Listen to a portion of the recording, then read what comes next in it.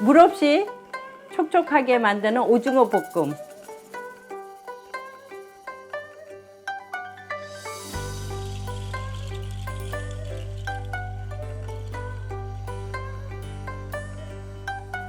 안녕하세요, 박미란입니다. 오징어 볶음 물 없이 아주 삭박하게 맛있게 할 수 있는 비법 아세요? 제가 알려드리겠습니다. NS 홈쇼핑에서 보시면 여러분들이 요 오징어 손질이 다 된 통 오징어를 보내주시더라고요. 다 되어 나오기 때문에 여러분들은 그냥 씻어서 음식 바로 하시면 되게 너무나 요즘 편리한 거 아니야. 마트에서도 그렇게 하시고 그러더라고요. 요리 한번 만들어 볼까요?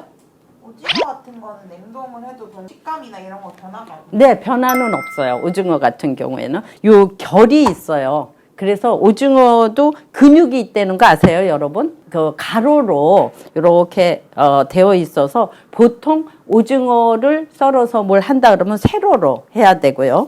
요 9시 방향으로 이런 식으로 손질 다 된 오징어는 이렇게 갈라주시고요. 요거를 한 1cm, 오징어 볶음을 하려면 1cm 간격으로 이렇게 세로로 썰어 주셔야 돼요. 가로로 썰면은 조금 질기다 이런 느낌을 받을 수가 있죠. 그래서 저는 세로로 1cm 간격으로, 요게 좀 왜 1cm 정도 하냐면은 조금 줄어들어요. 요런 식으로 돼서. 근데 요 촉수, 요거 오징어나 문어가는 촉수로 뭐를 먹거든요. 그래서 그거는 좀 밑에 거는 좀 잘라주면 지저분한 거를 음식하는데 안 들어가게 되죠. 이런 식으로 하고 반 정도를 먹기 좋게 저 같은 경우에는 이렇게 오징어를 여기다 넣고요.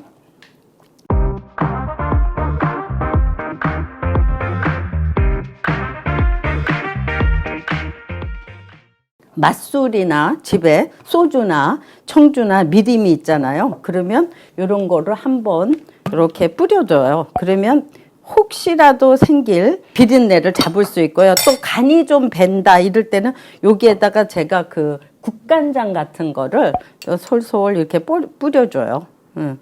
재워 놓는 동안 제가 그 양념 그 오징어 볶음 소스를 한번 만들어 보겠습니다. 간장 한 2스푼 정도 이렇게 넣으시고 고추장을 뭐 이렇게 요 정도 해서 2스푼 정도. 네. 그다음에 여기에 다진 마늘 1티스푼 정도 이렇게 넣어 주시고 설탕도 1티스푼. 오징어 볶음이나 오징어 종류는 조금 생선류들은 달달한 게 좋아요. 그래서 올리고당 설탕만 너무 넣지 않아도 되고 올리고당을 한 2스푼 정도, 그리고 이제 고춧가루를 한 4스푼 정도 여기에다가 넣어서 오징어 볶음을 많이 맵게 먹고 싶다 하면 어떤 걸 추가하면 돼요? 청양고추나 멕시코 고추 같은 것도 베트남 고추를 좀 넣어서 드시는 분들이 있는데 그냥 적당한 매기로 청양고추로 해서 드시면 괜찮을 것 같아요. 그럼 요게 이제 어느 정도 간이 배어질 동안 불을 켜서, 어떤 분들은 이거를 오징어 볶음 하는데도 삶아버리더라고요. 그러면은 맛이 조금 덜 해서 저는 요거를 어떤 식으로 할 거냐면 그 후라이팬에 아무것도 안 넣고 물기만 날아가게 할 거거든요. 저는 요거를 딱 부어서 좀 센 불에다 하셔도 좋아요. 기름이나 아무것도 안 넣고요. 아까 맛술 넣은 거 하고요. 국간장으로 간을 했기 때문에 요 나름대로 그냥 찍어 드셔도 간이 간간하면서 맛있거든요. 그러면서 요 오징어를 좀 살짝 익혀주세요. 익혀주시면 여기에 나오는 물이 날아가면서 물 없는 오징어 볶음 만들 수 있어요. 어떤 분이 이 말을 하더라고요. 오징어 볶음을 집에서 했는데 물이 한강이에요. 그거는 오징어를 바로 집어넣으면 야채와 오징어에서 물이 나오기 때문에 갈수록 물이 빠져서 볶음인지 국물 오징어인지 모를 정도로 그렇게 만들어지거든요. 좀 이렇게 놔두고요. 그 사이에 야채를 오징어 볶음 하려면 야채들이 많이 들어가잖아요. 그래서 오징어 2마리에 마늘을 3쪽이나 2쪽 편을 썰어요. 저는 이렇게 편을 썰고 비린내를 잡아주기도 하고요. 맛있어요. 또 이 마늘 많이 드시면은 좋잖아요. 그래서 저는 오징어를 많이, 그 다음에 중간 크기에 양파는 이런 식으로, 그 양파 많이 드시면 좋은 거 아시죠? 그래서 양파를 제가 이렇게 썰어 보겠습니다. 너무 얇게 썰지도 않고 굵게 썰지도 않고 적당 크기의 양파를 썰으셔야 드시기가 편리할 겁니다. 그리고 대파를 이렇게, 아이고 손이 아직도 빠른 거 보니까 요리는 더 해도 될 것 같습니다. 그 오징어 그 사이즈랑 야채는 같이 길이를 맞추면 그 음식 했을 때 그 모양이 나게 되거든요. 그래서 오징어 길이에 맞춰서 야채를 썰어주면 됩니다.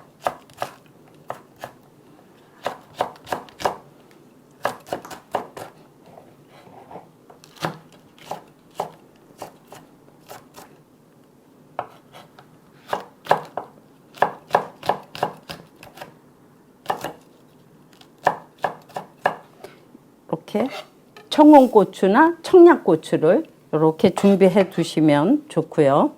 이제 먼저 달궈준 팬에 식용유나 다른 포도씨유 이런 기름을 조금 넣으신 후에 우선 파기름하고 요 편으로 썰어 놓은 마늘을 넣어서 이렇게 돌돌하게 이제 기름을 입혀두고,